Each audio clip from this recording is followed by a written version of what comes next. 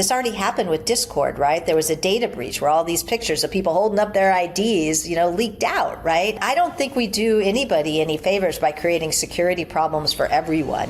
In an era where personal data is increasingly collected, analyzed, and monetized, the idea of privacy as a concept seems increasingly fragile. But few people have spent as much time trying to protect it as Cindy Cohn. She's the former head of the Electronic Frontier Foundation and a legal pioneer at the forefront of the fight for digital civil liberties. Cohn has helped shape some of the most consequential legal battles over things like encryption, surveillance, and free expression. Her work has not only influenced courtrooms and policy debates, but has helped define what it means to have rights in the online world. She has a new book out called Privacy's Defender, and today I'm so excited that Cindy Cohn is joining me to talk about that book and to discuss her work fighting against mass online surveillance, a big battle coming up in April in Congress, the spate of age verification legislation sweeping the US, and what the next generation of privacy leaders need to know. Hi, Cindy. Welcome. Hi, Taylor. So nice to get to talk to you. I'm such a fan. I'm really going to try to not totally fangirl this entire time. And I'll try not to fangirl right back. It's a love thing here. Well, I want to sort of start by talking about your background and how you got into this fight and kind of how, you've had this long career. You lived through this era of tech that I've always been very jealous of, which is sort of the 90s. Obviously, I was alive in the 90s, but I was a child and didn't even have internet access really. But you kind of talk about being in San Francisco in this era, meeting the former, I think, director of the EFF. Where were you in the 90s when the internet was just being born, and how did you get involved in this whole digital rights world? Yeah, I kind of fell into it. I was an English major and a new lawyer. I just spent some time working at the UN Center for Human Rights in Geneva, and I landed in San Francisco, in part because my brother was there. And I fell in with some of these hackers, and I use that term in the old school way of people who really hacked at a problem until they got it right, rather than the kind of more nefarious thing. And they literally, a bunch of them showed up at a party in my house in the Haight-Ashbury area. I started dating one of them, and another one was a guy named John Gilmore, who was founding the Electronic Frontier Foundation. So I literally fell in with these guys. But I also saw immediately what they were doing, which was communicating over great distance, constantly collaborating, organizing over this new network. This is before the World Wide Web. And having come out of the human rights world, I saw the possibilities of, this new digital world to help people organize and make change in their lives. So we found pretty good common cause around it because they were seeing that as well. And so I fell in with them. And then a few years later, John called me and asked me if I'd take an early internet case. I did. And so we can talk more about that. But I didn't come at this because I'm a deep geek. I think those are sometimes the best kind of people that come to this industry, right? Like so many different people kind of come to these issues through so many different lenses. And I think your background kind of outside of that world is interesting, and falling into it in such an early time. I was trying to look back at what the internet was like back then. It's so hard to comprehend. I mean, just the concept of a long distance phone call also, that you have to pay by the minute. You had to pay more if it was further away to talk to someone. It seems just so bizarre right now. Can you talk a little bit about the landscape back then and why this first case that you took on ended up being very relevant? Yeah, I mean, I had just come back from living in Geneva where, I'd have to watch my watch, right? Because if you went more than 3 minutes, it got really, really expensive to talk to my family and set up times to be able to talk to them and deal with the time zones and stuff like that. And we still deal with some of that, but we do get to do so much that's asynchronous now. So yeah, it was really crazy, but we're not talking user interfaces, right? It's a big black screen that you type on with, green letters usually, and old school hackers will still do that today on the command line, but it predates, when we had user interfaces and things like that.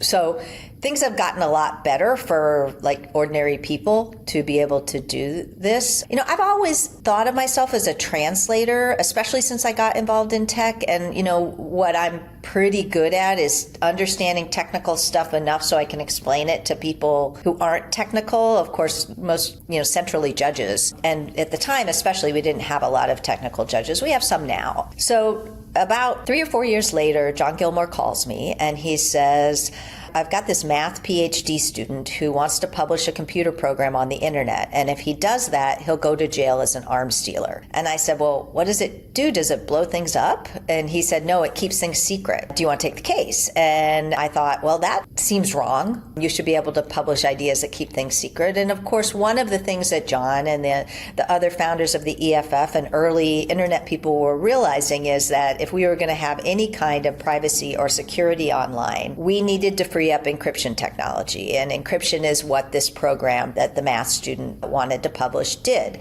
So they saw this as a vehicle to try to take on the way that the US government treated encryption in the 90s and make it so that we can have a private conversation online, we can do commerce online, we have security as well. So they brought me this case and asked me if I would do it, and I pretty quickly said yes, because I could see what they were seeing about the need for privacy and security online. So we put a First Amendment case together and launched it a year or two later. And ultimately, there was a lot of twists and turns along the way, but ultimately we were successful. The government backed down, and that's why we have the security that we have on the internet today. Now, don't get me wrong. It's not a secure place, the internet. It's not a private enough place, but we would be in a much worse place if we didn't have this basic building block tool that we could use.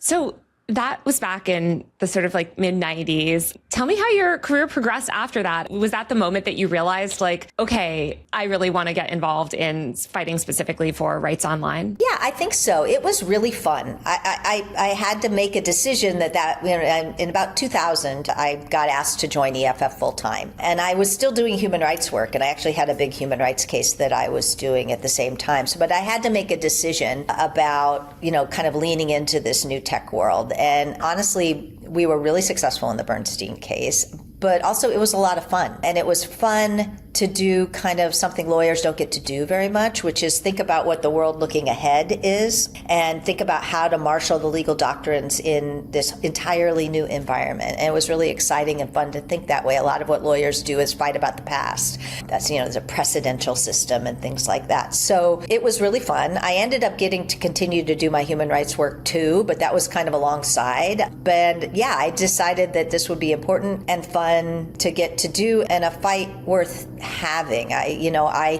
think about privacy especially, and security both, but privacy as one of the ways that people with less power have some protection against people who have more power. And I've always looked at it this way, and it kind of frames why privacy is important in a way that's a little different than how you see it sometimes, where people think it's like this Harry Potter cloak of invisibility you throw over your head when you're going to do something you don't want anyone else to know about. It does do that too, but to me what it's important for is it lets people without power have a space to organize and talk to each other and work to make change collectively. And I could see how, that was the promise of what the internet could do, but that it was going to need people who were willing to get in there and fight for it. Yeah. Well, it's so crazy. Like, I feel like the late 90s and then early 2000s, especially after 9/11, we saw the explosion of the internet, but also this like aggressive attack on privacy. We started to see mass surveillance.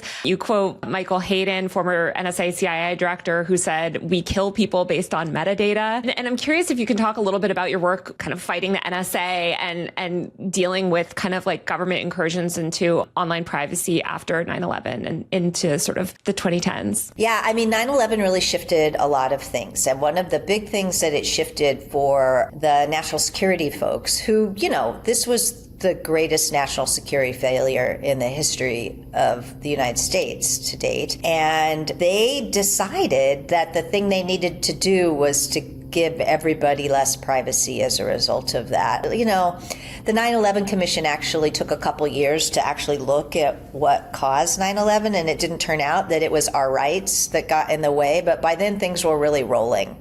And the government really became enamored of this idea that if they could just surveil everybody all the time, they would be able to protect us better than they had been later. And so that mentality still exists. And in fact, we're seeing it, all the way down to the ground, all the way down to like our license plate readers and cameras all over the place. Like it's the same mentality, this idea that if we can surveil ourselves to safety. I have some problems about that. I'm not sure it really works, but I also think there's a lot we lose when we go into that. And we're also starting to see that right now. But a lot of the things that are front of mind for people right now in today's privacy fights are kind of the Trump administration and taking advantage of a bunch of things that previous administrations put into place. And they would tell us, oh, well, don't worry, the government might need this power against very bad guys, but they would never misuse it in other ways. The government would never misuse power. That's crazy. I mean, the reason we had all of these laws from the first place was when they caught the Nixon administration spying on everybody in the 70s when I was a little girl. But it wasn't a very good justification even then. And I think now people are really seeing how hollow it is. If you're watching this video and you like my work, please support me on Patreon via the link below or buy a paid subscription to my tech and online culture newsletter at usermag.co. That's usermag.co. I don't have any long-term brand partnerships, and a lot of my content is effectively demonetized. I've lost major brand deals for speaking out on certain issues and for challenging power. As you can imagine,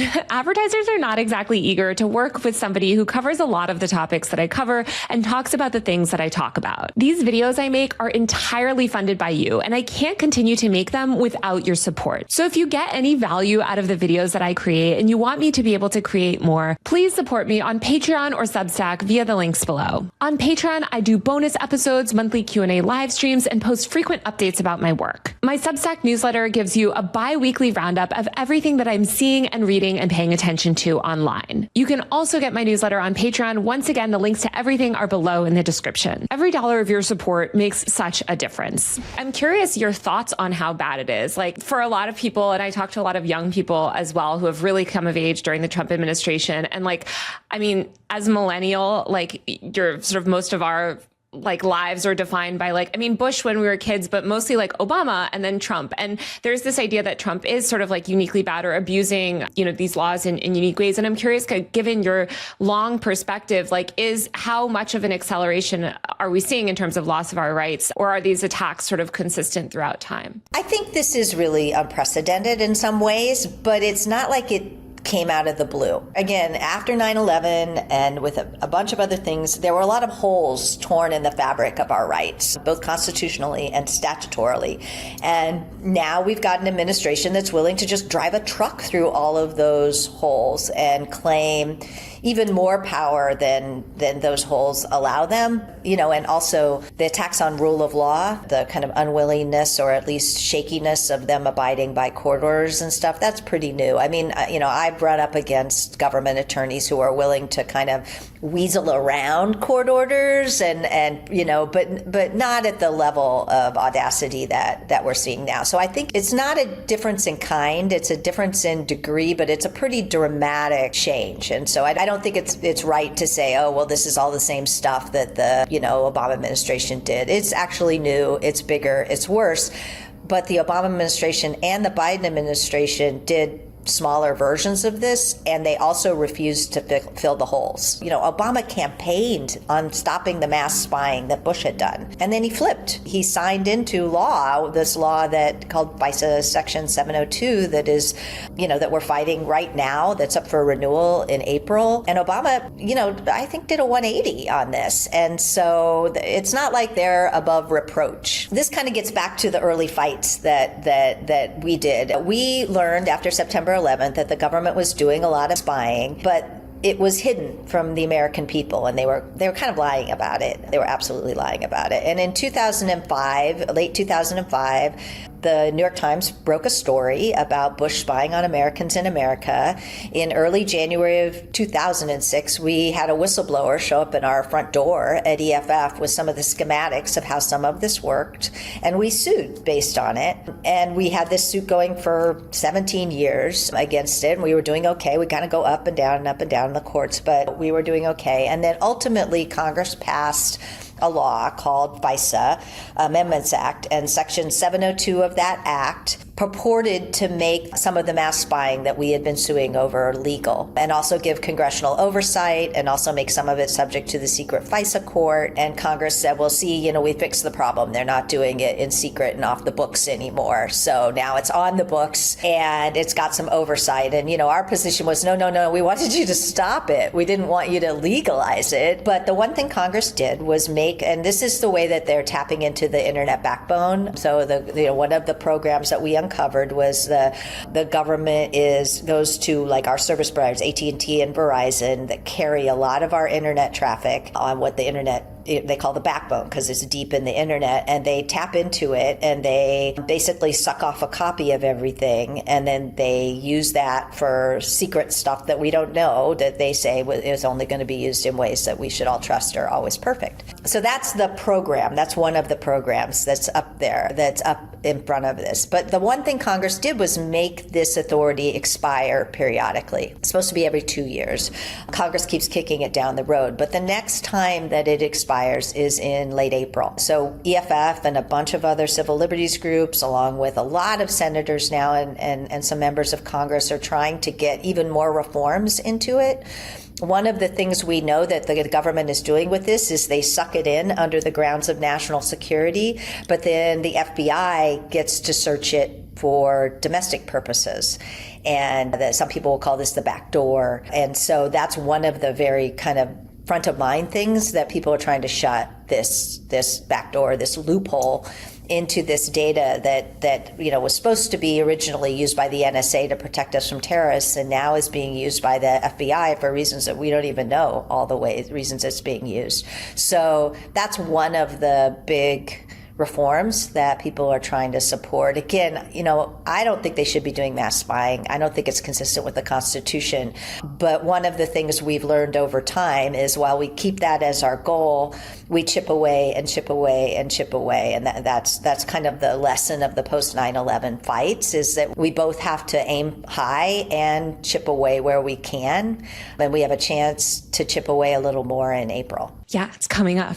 I'm curious, I feel like we've seen the expansion, especially over the past 15 years, of a lot of surveillance-driven business models through advertising, and just the explosion of the online ads industry, social media built on the back of advertising, et cetera. Search, I guess, was too. And also we've seen the government seek to leverage more and more commercial data, in their quest to kind of violate people's privacies. When you think about sort of big threats to people's privacy, I think you've been asked this before, but which is the greater threat, the government or corporations? But it seems like they both are, but they have this symbiotic relationship almost. It seems like they kind of feed each other. Yeah. I mean, I would love a world in which I get to pick, are you more worried about companies or are you more worried about the government? Nobody's offering us that choice. And that's because, right now, the number one purchaser of information from the private data brokers is the government. And FBI Director Kash Patel just testified last week in front of Congress that yes, they do, and they're going to keep doing it unless Congress stops them. And so it's not a choice that we have, and they do have, as you said, a symbiotic relationship. Even the NSA spying cases that we sued over in the mid-2000s, the government didn't come to us to ask us for our data. It went to AT&T and Verizon, and there's a whole other program called PRISM where they went to internet, to the Facebooks and the Googles of the world. So they've already used leverage, the fact that we're reliant on all these companies for our telecommunications and communications services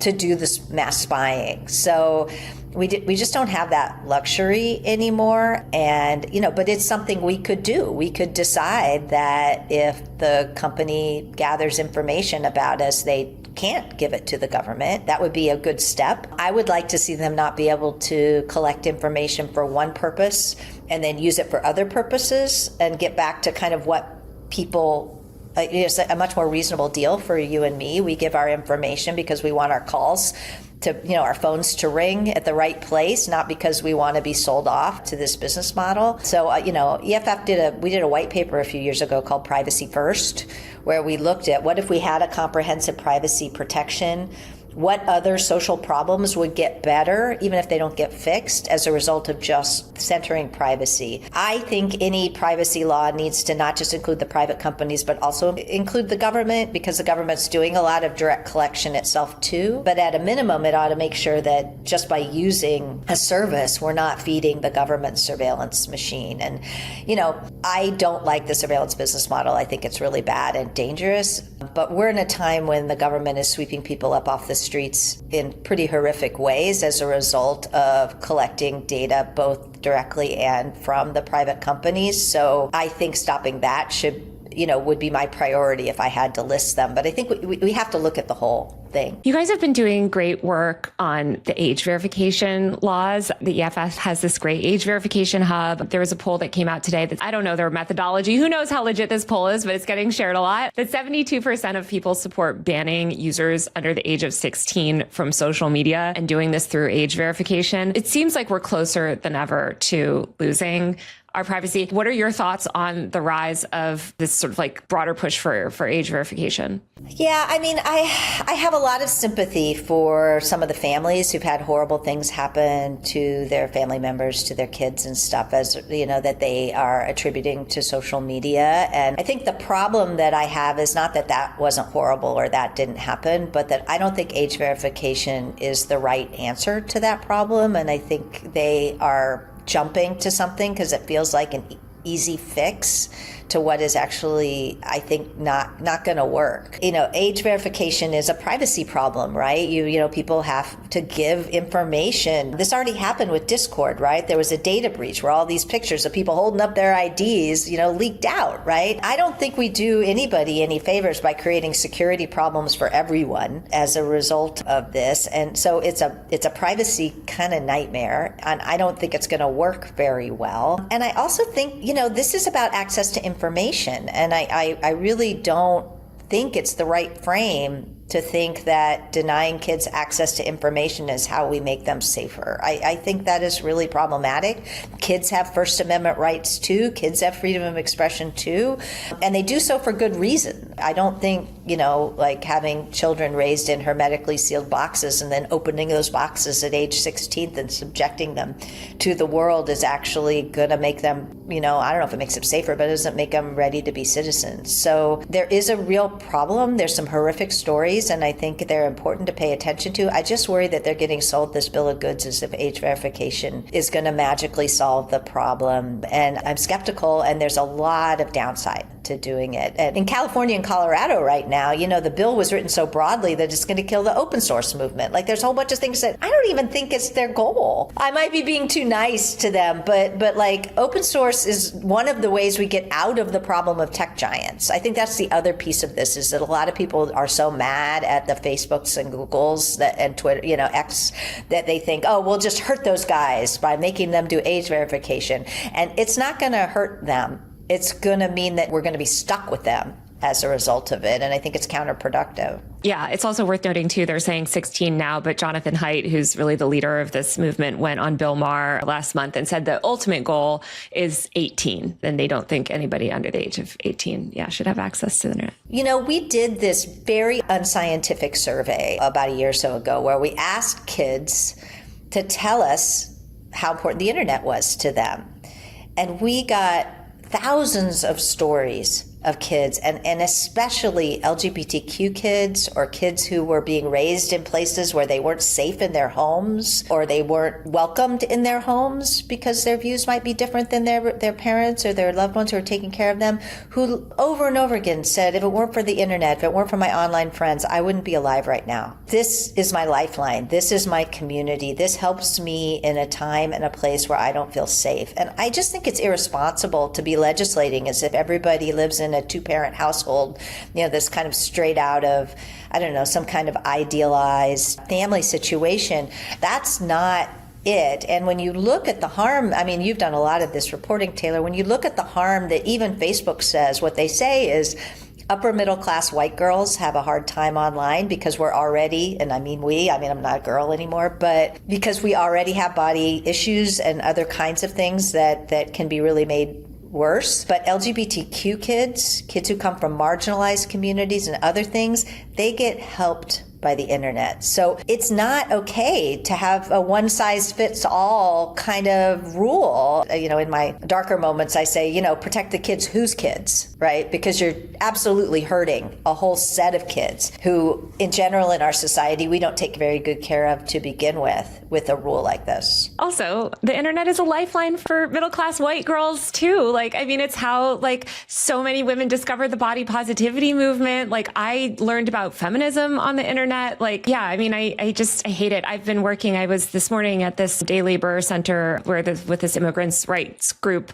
and they're terrified. And these immigrant workers have thrown away their cell phones. Some of them are now living on the street because they're so scared to even have a cell phone or to be contacted by anyone because they know that they're going to be surveilled and their family members are getting taken away, and they have children too. And so, it's very much a case of whose children. Oh, I'm so horrified to hear that. But that's the other piece is the internet, social media is not just a frivolous thing, right? People run their businesses, people run their lives, people get jobs, people build community. It's far too serious a thing to decide that we can just kick off a whole bunch of people who don't have IDs, don't have legitimate. It's not just kids, right? The way that the ID things work, it's going to hit a whole swath of people who don't have a lot of resources. Absolutely. And you've talked a lot about encryption. I'm concerned at the fact that the way they define social media is also just any messaging app, WhatsApp was included in the New Mexico case. I think they're coming for Signal. Already we have in the EU, it seems like they're trying to break encryption. There's talk of banning VPNs. I can't remember, Montana or some state was talking about it. It seems like we're just backsliding. I'm curious how you remain sane. And I don't know, is this fight, I talk to a lot of people that are just it seems so fruitless. Is it worth even fighting? Have we already lost privacy? Are we never going to have a free and open internet? Is that dream gone? Look, we have to fight for it. And I kind of look at it slightly differently, which is we have two choices, right? We can fight and we might lose, or we can not fight and we lose. I think it's a somewhat privileged position to say, well, we're just going to give up. That comes from a place where they're apparently not picking up your neighbors and throwing them, deporting them. The loss of privacy and the concerns might be a little more abstract, but they're increasingly not abstract. If you're people seeking reproductive help and you got to cross a border, you got to get organized on that. If you're dealing with immigration, if you're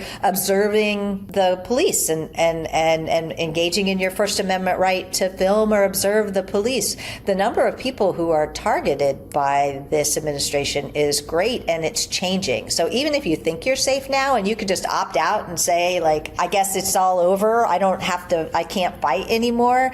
I think that's a somewhat privileged position because I don't think we have a choice but to try to push forward. That's kind of the hard side of it. I think the good side of it is, for me anyway, it's been full of fun people. It's been full of exciting work. I like standing up in a righteous fight. I've been telling my friends, I feel a little like I'm like the doctor in the emergency room. I am not happy that the accident happened, but I'm here to try to patch it up as best I can. And I know this is a righteous fight, and I'm glad that I'm in it, and I'm in it with the people who I'm in it with. And don't get me wrong. I know there's a story the real victory he had was the friends we made along the way. I'm not saying that. I like to win. We have to win. This is important. But you do meet amazing people. I maintain that the good guys throw better parties than the bad guys. And so when things are rough, I try to find a little quiet space to step back for a little while and then come back again, because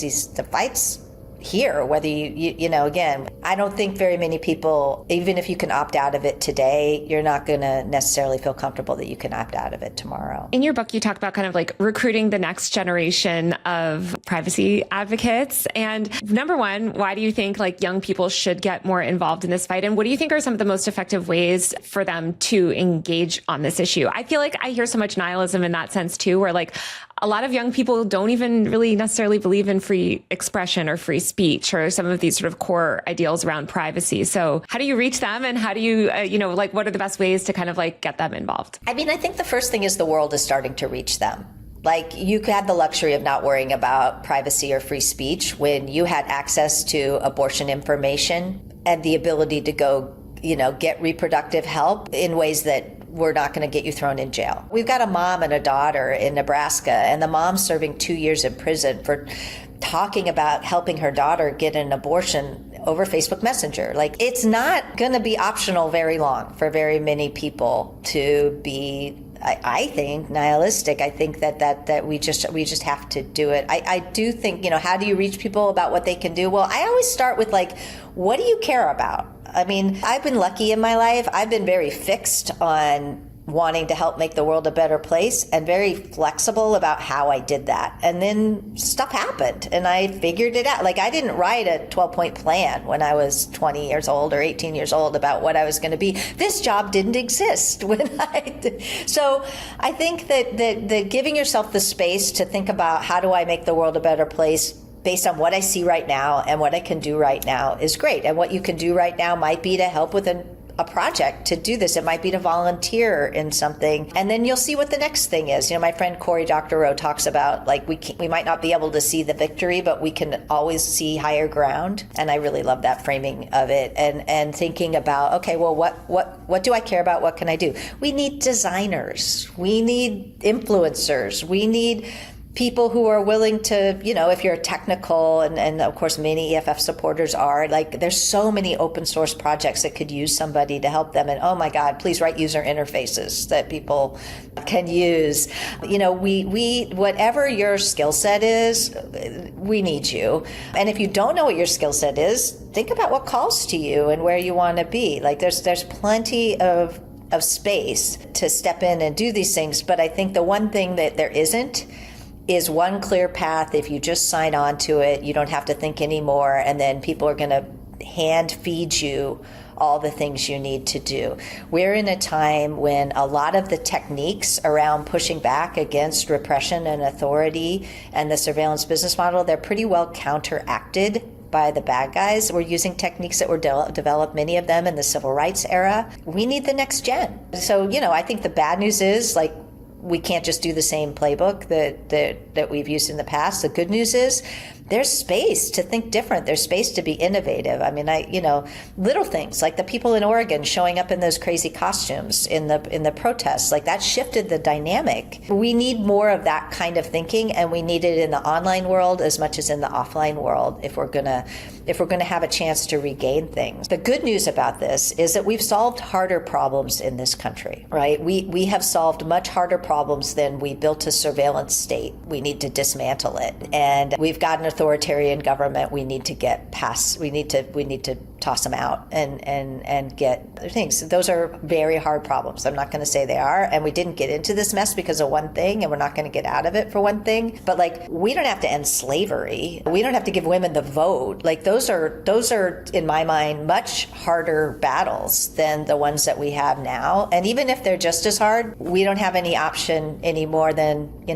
those people did. Well, Cindy, thank you so much for joining me and chatting with me today. I highly recommend everybody follow you and read your work. And yeah, I really appreciate you taking the time. Oh, thank you so much, Taylor. Thank you for letting me come talk about my book and the work of EFF. We are huge fans at EFF. Whenever you mention us, everybody's like, Taylor Lorenz said something. So we really think that you're bringing a perspective that's important to a different audience than we normally reach. And it's tremendously important. So thank you. All right. That's it for this week's episode of Free Speech Friday. If you like my work, please support me on Patreon via the link below, or buy a paid subscription to my Substack newsletter at usermag.co. That's usermag.co. My work is entirely self-funded, so truly every single dollar of every subscription that you buy makes such a difference and keeps this show going.